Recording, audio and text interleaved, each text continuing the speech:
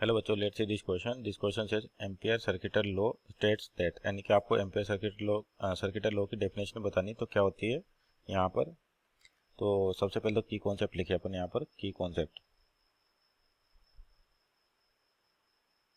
Concept में आपके पास ampere circuital law की डेफिनेशन बतानी। तो एम्पियर सर्किटल लॉ का मतलब क्या होता है आपके पास, अगर कोई भी आपके पास क्लोज लूप है तो सिंपल यहाँ पे पहले तो लिखे definition of ampere circuital law, definition of ampere circuital law, ampere circuital. तो आपका जो एम्पियर सर्किटल लॉ बेसिकली जो सिमेट्रिक ऑब्जेक्ट है उनके लिए मैग्नेटिक फील्ड की वैल्यू डायरेक्ट देता है, और इजी मेथड होता है आपके पास एम्पियर सर्किटल लॉ। इसके अकॉर्डिंग क्या होता है कि मान लीजिए आपके पास कोई भी क्लोज लूप है, इस तरीके से सपोज करिए यहाँ पर बात करें, क्लोज लूप है आपके पास और उसमें मान लीजिए कुछ करंट अंदर की ओर फ्लो कर रहा है। सपोज करिए इसको I1 कह देते हैं, एक करंट I2 है, और मान लीजिए एक करंट बाहर की ओर आ रहा है I3, और बाहर की ओर भी मान लीजिए आपके पास करंट है I4। इस तरीके से मान लीजिए एक और करंट है I5। तो एम्पियर सर्किटल लॉ क्या कहता है, तो आपका जो लूप है इसको बोलते हैं एम्पियर्स लूप, एम्पियर्स लूप। तो एम्पियर सर्किटल लॉ क्या कहता है, line integral of B dot d l, line integral of B dot d l equal to mu naught, जहाँ पे म्यू नॉट क्या है, permeability of magnetic permeability of free space या vacuum, into I enclose, यानी कि उस loop के अंदर कितना चार्ज इनक्लोज है।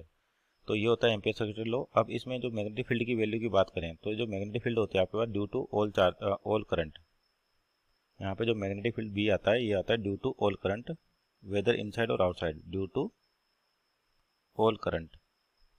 चाहे आपका जो करंट एम्पियर लूप के बाहर है अंदर है, उसकी वजह से मैग्नेटिक फील्ड जनरेट हुआ है, लेकिन जो आई इनक्लोज है ये होता है current inside amperes loop, Ampere's loop.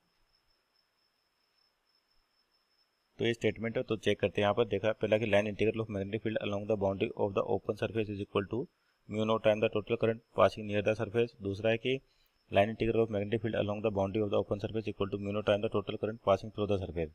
तीसरा है कि the surface integral of magnetic field over the open surface is equal to mu naught time the total current passing through the surface. और चौथा है कि the surface integral of the magnetic field over the open surface equal to mu naught time the total current passing through near the surface. तो यहाँ पे देखिए option number C और D तो आपका गलत हो गया, क्योंकि सरफेस दे रखा है अपने पास जबकि लाइन इंटीग्रल होता है।